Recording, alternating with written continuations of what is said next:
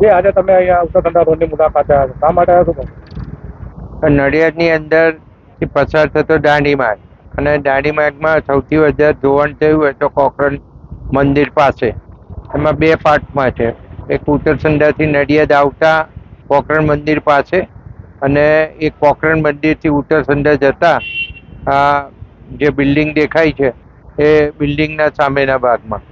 એક બાજુ 100 મીટરનું છે, એક બાજુ લગભગ 75 મીટર જેવું છે. એટલે આજે હવે એ લોકો આરએનબી ડિપાર્ટમેન્ટને આ કામગીરી કરવાનું કહ્યું છે. આરએનબી ડિપાર્ટમેન્ટે કામગીરી શરૂ કરાવી છે.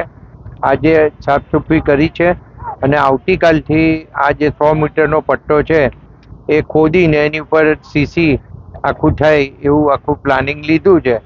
એટલે એક અઠવાડિયાની અંદર આ રોડ થાય એવું પ્લાનિંગ કરવાનું આયોજન છે. 100 મીટરનો જે રસ્તો છે જે વારે ઘડીએ તૂટી જાય છે એને સીસી બનાવશે. એટલો ભાગ અત્યારે સીસી બનાવવાનું નક્કી થયું છે, અને બીજી બાજુએ પણ સીસી બનાવવાનું નક્કી થયું છે.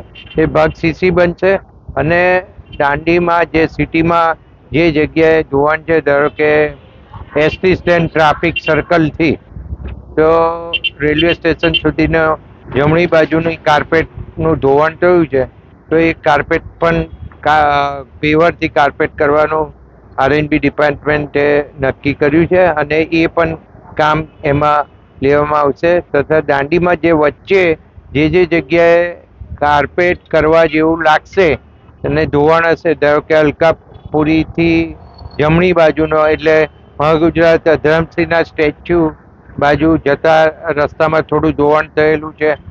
આગળ સંતરામ રોડ ઉપર થોડુંક ધોવાણ થયેલું છે.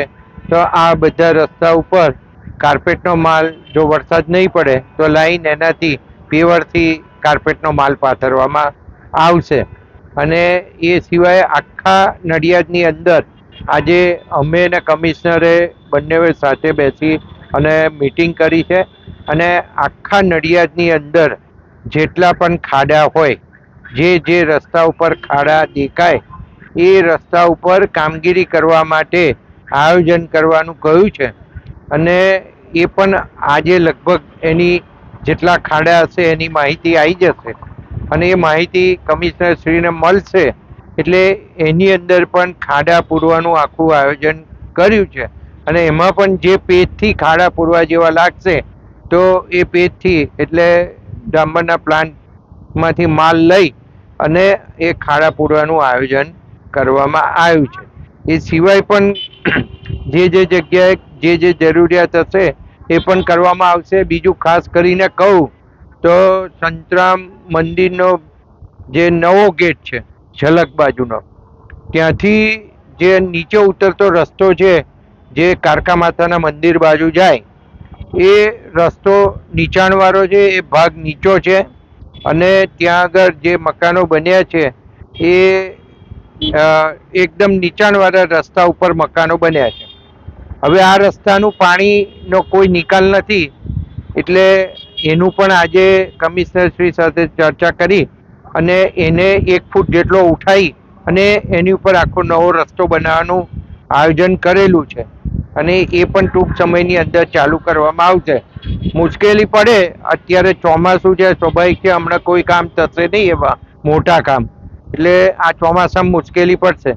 પણ આવતા ચોમાસા પહેલા આ બધું કમ્પ્લીટ જેવું ચોમાસું પતે કામ થાય એવું આયોજનો કરી રહ્યા છે.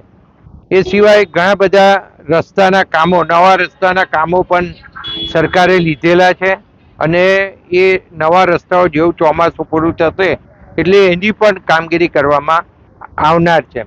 અને દાંડી માર્ગ જે સ્ટેચ્યુ, ગાંધીજીના સ્ટેચ્યુથી મિશન સુધીનો દાંડી માર્ગ છે એ પણ અહીં કોન્ટ્રાક્ટર હાજર જ છે. એ કોન્ટ્રાક્ટરને કહેલું છે કે આ ટૂંક જ સમયની અંદર આની કામગીરી જે એને પોતે કરવાની છે કોન્ટ્રાક્ટરે, એ કોન્ટ્રાક્ટર પોતે કામગીરી કરશે. ખાડા પૂરવાથી માંડીને જે કાર્પેટનો માલ નાખવાનો હશે એ બધું કામ એને પોતે કરવાનું. આ બધું કામ આરએનબી કરશે. દર વખતે આ રોડો કેમ તૂટી જાય વરસાદના સમયે?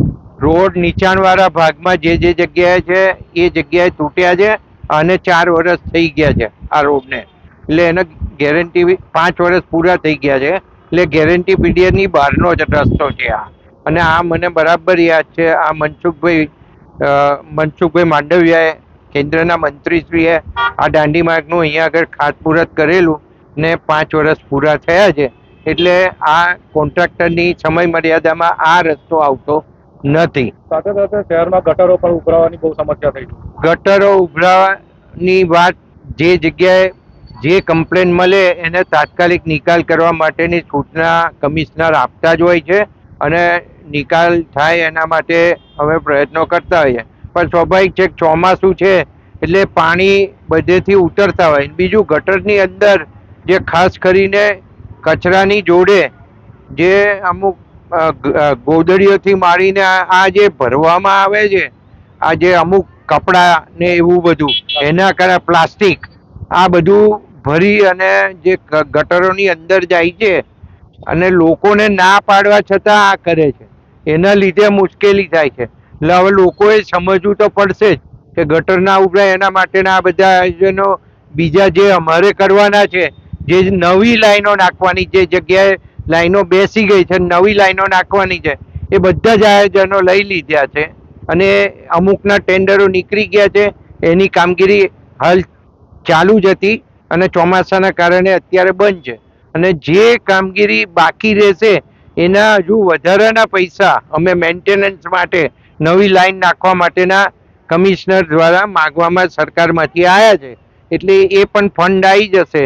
એટલે સ્વાભાવિક છે કે 20-25 વર્ષ ઉપર ગટર લાઈનો થઈ ગયા છે, એટલે લાઈન બેસી જવાના બનાવો બનતા હોય છે. તો એ જગ્યાએ રિપેરિંગ કરીને એ કામ ગટર ચાલુ રહે એવું કરવાના પ્રયત્નો અમારા રહે છે. મહાનગરપાલિકાએ પ્રી મોન્સૂન કામગીરી કરી કે નહીં કરી, શું લાગે તમને? પ્રી મોન્સૂન કામગીરી કરી હોય કે ના કરી હોય, પણ નડિયાદની અંદર જ્યાં સુધી સરદારના સ્ટેચ્યુ પાસેની દુકાનો જે છે એ નહીં હટે સ્લેબ ડ્રેન ઉપરની, અને એ સ્લેબ ડ્રેન તમને ખબર છે, મને ખબર છે, ગામને ખબર છે, 1 જ ફૂટ પાણી બહાર નીકળે છે, બાકીનો સ્લેબ આખો જે છે સ્લેબ ડ્રેન એ પૂરાઈ ગયેલી છે. અને એ સાફ નહીં થાય ત્યાં સુધી સફાઈ કરો કે ગમે એ કરો, તમારે પાછળ મુશ્કેલી પડવાની. My school is one such future-ready school where I understand each and every concept taught in the class and don't rote learn, where teachers don't just use books and blackboard to teach but use new ways of teaching and learning like audiovisual learning, activity-based learning and group activities, which enhances my conceptual understanding. My school also teaches coding, which is an important 21st century skill. Not just that, I get an opportunity to showcase my skill on a national platform. And with all this, I acquire important skills that make me future ready and confident. Would you also like to know where is my future ready school? Visit now and see for yourself.